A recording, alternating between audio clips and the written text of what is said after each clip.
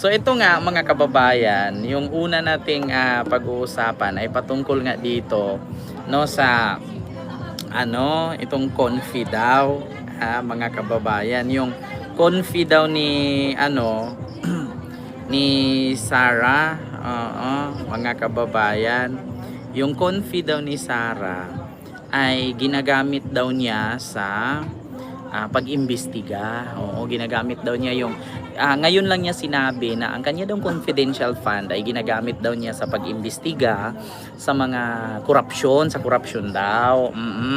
'Di ba? Sa mga nagtatanong po kung saan daw po ginamit ni Inday itong confidential fund niya ay sa confidential sa ano daw pag-imbestiga, lalong-lalo na yung confi niya sa DepEd, hindi yung confi niya bilang BP, no? So ito po 'yun mga kababayan, iparinig ko po sa inyo, ha. Oo. So ito po, Sara Duterte reveals. Ayan, ha. Wait lang mga kababayan. Ni-reveal niya po. Ayun, bati mo naman ako, sir. Sino ba to? Si Judel. Judel Mi Farnacio. Mega love shoutout po. Actually mga kababayan, hindi po siya napiplay. Oo, napakahina po ng ating internet dito sa lugar. Uy, maraming salamat po sa super chat ni Chloe Jail. Ayan, mega love shoutout po Chloe ni Jail. At maraming salamat po. Good evening po dyan, ma'am. At maraming salamat sa yung super chat na 10 Hong Kong dollar super chat. So ngayon mga kababayan, gusto ko lang reaksyonan itong patungkol nga sa pag-reveal nga ni Sarah na ang kanya daw mga confidential fund sa DepEd ay ginamit daw niya sa pag-imbestiga dito sa mga korupsyon. Isa daw sa kanyang pag-imbestiga ay yung laptop daw sa DepEd na sangkot daw si Saldico. So ngayon mga kababayan, kung ang kanyang confidential fund, 'di ba, sa DepEd ay ginamit niya sa pag-imbestiga sa mga korupsyon sa DepEd, ay bakit walang nakukulong? Yun lang naman. Yun lang naman ang tanong ko. Ako wala naman akong problema, 'di ba? Ma'am G sa Lazaro, hello po. Salamat. 'Di ba? Wala naman akong problema kung ang kanyang confidential fund ay ginamit niya, confidential fund niya sa DepEd ay ginamit niya sa pag-imbestiga dito sa mga tawag dito sa korupsyon, walang problema. Ang problema doon ay ganito po 'yan. Magkano po ba? 'Di ba? Lukuhin niya, bakit ngayon lang siya nagsalita? Ginagago naman tayo ng punyetang 'yan. Kaya nga Mama Ribic Villanueva, 'yan pa ang problema diyan. Ngayon kung sinabi niya ay ginamit niya ang confidential fund niya para pag-imbestiga sa mga korupsyon, no? Ano yung 15 million na ginamit nila at ginawaan nila ng resibo ang Armed Forces of the Philippines na peking resibo at galing sa confidential funds ng DepEd? O ngayon, paki-explain, 'di ba? Ngayon, yun yung dapat ang i-explain niya. Bakit sila gumawa ng peking resibo sa Armed Forces of the Philippines or sa mga army na 15 million? So yun ba ay parte din ng pag-imbestiga or parte ng pagbubulsa? 'Di ba? Kasi ang 15 million na yon ay ginawa nilang resibo kasi ang nangyari kasi mga kababayan, 'di ba? Ang nangyari kasi doon ay meron kasing isang youth summit or youth training summit. Di ko alam kung anong tawag doon, conference summit ba yun or training, ang mga youth na ginastusan ng local government doon sa Armed Forces of the Philippines, sa Army, sa AFP. Ngayon mga kababayan, ay ang sabi sa investigasyon ni Congresswoman Jinky Luistro na, 'di ba, tumanggap ba daw ang AFP ng 15 million mula sa confidential fund ng DepEd? So ngayon ang sabi ng Armed Forces of the Philippines, lahat sila, wala daw silang natanggap. Ngunit ang ginawa daw po ay kumuha po ng certification ang Office of the DepEd ni Sara, Office of the Secretary sa DepEd, kumuha ng resibo, gumawa ng resibo at nilagay nila doon 15 million binigay daw nila sa DepEd na confidential fund para daw gastusin sa mga nagtitraining ng mga youth. Ngayon ang tanong mga kababayan, ang tanong, anong sabi ng Armed Forces? Wala daw po silang natanggap. At yun daw po ay pineke. So ngayon mga kababayan, saan ka maniniwala? Doon sa sinabi niya na ang confidential fund ng DepEd ay ginamit niya sa pag-imbestiga sa mga korupsyon? 'Di ba? So paano naman yung peking resibo sa Armed Forces of the Philippines? Parte ba yun? Parte ba yun ng investigasyon? Parte ba yun? Bakit sila namimiki ng resibo? 'Di ba? Ngayon, kung sinabi niya ay ginamit niya sa investigasyon yung confidential fund ng DepEd, edi magpakita siya ng resibo kung magkano at saang ahensya niya nilagay para mag-investigate. 'Di ba? Kasi kung tutuusin, ang nirason kasi niya, ginamit niya ang confidential fund sa DepEd para imbestigahan itong mga laptop sa DepEd na sangkot si Saldico. Kaya daw niya nalaman na sangkot si Saldico kasi pinaimbestigahan daw niya sa pamamagitan ng confidential fund.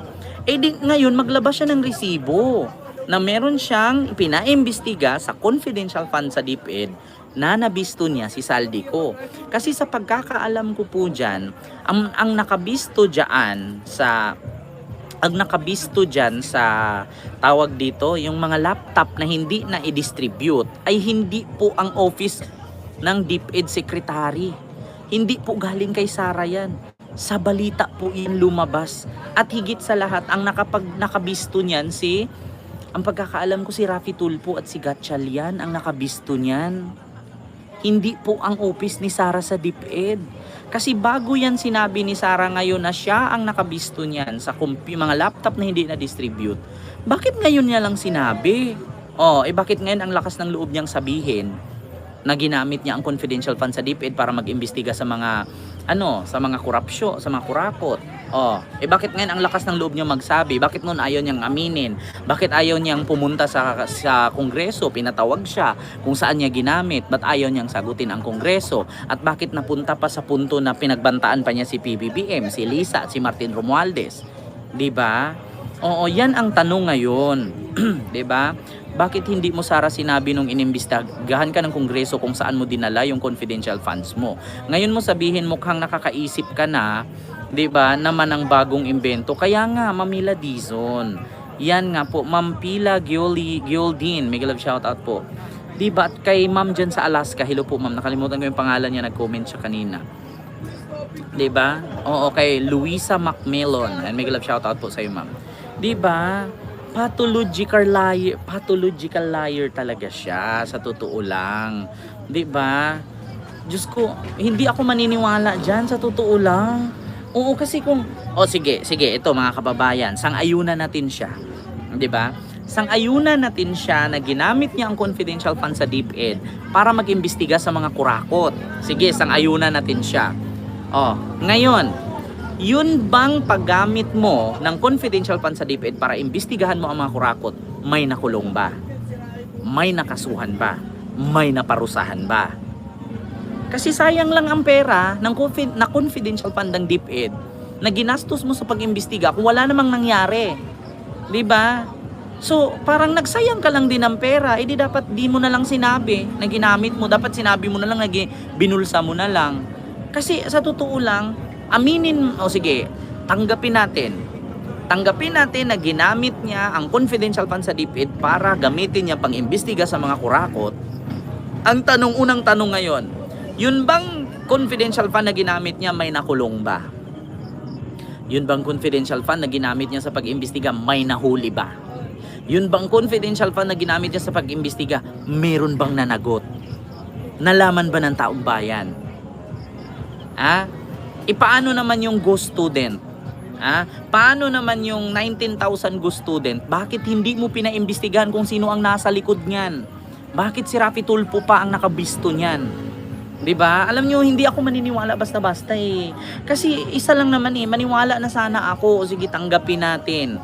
'Di ba? Ma'am Geraldine, hello po. And kay Rami Boy, mega love shout out po. And kay Ma'am Maria Ramel, hello po. Sige, Sir Angelo Brasuela, mega love shout out. Sige, tanggapin natin na ginamit niya ang confidential fund sa DepEd para mag-imbestiga sa mga kurap. Sige, ang tanong ngayon, may nakulong ba? May nangyari ba sa pag-imbestiga niya? 'Di ba? Kasi kung walang nangyari, nagsayang lang siya. 'Di ba? No, pangalawa, sino po ba ang naimbestigahan niya? Anong ahensya po? Para ituro niya. 'Di ba? Anong ahensya po ang naimbestigahan sa confidential fund ng DepEd niya na may korupsyon? 'Di ba? Alma Tongpalan, hello po sa iyo ma'am sa Hong Kong. 'Di ba? 'Yun ang tanong ngayon. Anong ahensya po ba ang naimbestigahan nila? Anong sangay ng gobyerno 'yan? Sino? Anong ahensya? Sino? Magkano ang kinurap? 'Di ba? Kasi kung sa DepEd lang niya ginamit din sa yung confidential fund niya sa DepEd ay ginamit niya rin sa DepEd para mag-imbestiga. Ang pagkakaalam ko sa 19,000 go student, hindi naman siya ang nakabisto nun, si Raffy Tulfo. 'Di ba? Oo.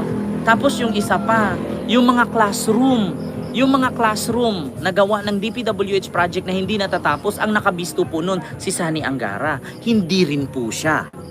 'Di ba? Ngayon, saan po yung naimbestigahan niya? Kasi kung about lang sa computer, my God, tapos gumastos ka ng milyon, tapos paimbestigahan mo lang kung sino yung nasa likod ng computer, ba't hindi na-distribute? Ako nga na kahit wala akong confidential fund, wala akong intelligence fund, alam ko nga kung sino ang nasa likod niyan. Si Briones ang nasa likod niya na hindi na-distribute. Yung dating sekretary ng DepEd, si Briones. O yung matanda. Siya ang mananagot niyan kasi kasalanan niya yan. Panahon pa ni Briones yan. Panahon ni Digong yan. Kahit nga ako wala akong intel, no, wala akong confidential fund, alam ko kung sino ang nasa likod niyan, kung bakit hindi na-distribute yan. Si Briones. 'Di ba? Panahon ng tatay mo yan.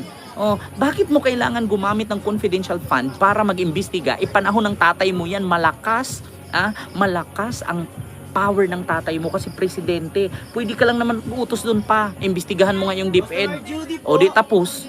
'Di ba? Si Briones ang may hawak niyan. Kung bakit hindi na-distribute yang mga laptop, 'di ba? Panahon ni Briones, appointed 'yan ng tatay mo. 'Di ba? Tapos sasabihin mo ngayon, ginamit nyo ang confidential fund sa DepEd para mag-imbestiga sa mga kurakot. My God, Sarah, sino na naman papaniwalain mo? 'Di ba? Sino na naman lulukuhin mo? Ang may kadahilanan yan kaya hindi na-distribute yan at may mga ghost project dyan, ay mga ghost student dyan sa DepEd. Sa panahon yan ni Briones na appointed ng tatay mo, nung presidente pa ang tatay mo. Diyos ko, yan nga ang masasabi namin na presidente ang tatay mo, magaling ang tatay mo, pero pulpul siya. 'Di ba? Biruin mo, sa panahon ng tatay mo, napakatapang, pero ni isang kurakot walang naipakulong. 'Di ba? Ma'am Azinet Hulikia, mega love shoutout po at maraming salamat sa yung super sticker. 'Di ba? Biruin ninyo, panahon ng tatay mo, napakagaling sigaw ng mga DDS. Ang galing ni Tatay Digong, ang talino ni Tatay Digong, pero ending ni isang kurakot walang napakulong. Sige nga, paki-explain. Sinabi niya si congressman ko dahil alam niya di mag-response kasi wala yung inaakusahan niya. Kaya nga ngayon ituturo mo si Saldico. Ang sabi nga ni Saldico noong September 2024, kaya hindi masabi-sabi ni Sarah kung saan niya dinala ang confidential fund kasi nagamit na niya. Yun ang sabi ni Saldico. Bumawi lang siya ngayon. Ngayon kasi hindi niya kayang birahin si Romualdez eh. Ngayon kasi hindi niya kayang mabutasan si Romualdez kasi wala talaga siyang mabubutas. Kaya ngayon ang tinira niya ay si Saldico kasi alam niyang si Saldico nagtatago at wala dito. 'Di ba? Bakit need ng milyon-milyon para mag-imbestiga? Mag-check ka lang ng balance kung magkano na purchase yung laptop at kung anong klaseng laptop ang nakuha ng mga tao. Kaya nga po isa lang yan Ma'am Vanilla Ice. 'Di ba? Yan ang kasinungalingan. Kaya hindi kami basta-bastang naniniwala. Kasi bakit? Didiis lang ang bobo, didiis lang ang mabilis mauto. Hindi kami didiis, Sarah. Tandaan mo yan, itatak mo yan sa kukuti mo. Itatak mo yan sa bumbunan mong papanot na dahil sa stress. Hindi kami didiis na mapapaniwala mo. 'Di ba? Diyos ko, gagastos ka ng, sabihin natin 125 million para lang sa pag-imbestiga sa laptop. My God, 125 million. Ilang pabahay na yan, tanga. Nakakatanga talaga, nakakamura ka talaga. 125 million, imbestigahan mo lang yung hindi na-distribute na laptop. 125 million ang gagastusin mo na confidential fund para imbestigahan mo yung laptop na hindi na-distribute. Ilang pabahay na yan. Kung ipinatayo mong pabahay yan, putang ina, maraming Pilipinong hindi matutulog sa kalye. Maraming Pilipinong hindi na uulanan. Nakakatulog ng mahimbing, hindi nababahaan. 'Di ba? Oo. Diyos mio, Marimar, lukuhin mo, lilang mo, utuin mo yung si Magalong na panot. 'Di ba? Pahingi nga ako niyan. Diyos ko, lilinlangin pa niya yung tao. Ano akala mo sa amin, di marunong magbasa? Hindi marunong mag-isip? Gagastos ka ng 125 million para lang sa laptop na hindi na-distribute? I-check mo lang yan kung sinong dealer niyan, saan binili, magkano, tapos. Tapos, i-check mo lang kung sino yung pumirma na DepEd Secretary nun. Oh, tapos sino yung distributor, magkano ang ginastos, tapos i-compare mo sa ibang tindahan. Eh di ang bilis lang. Eh bakit kailangan mo pang gumastos ng 125 million? Kung tutusin, ilang pabahay na yan. 'Di ba?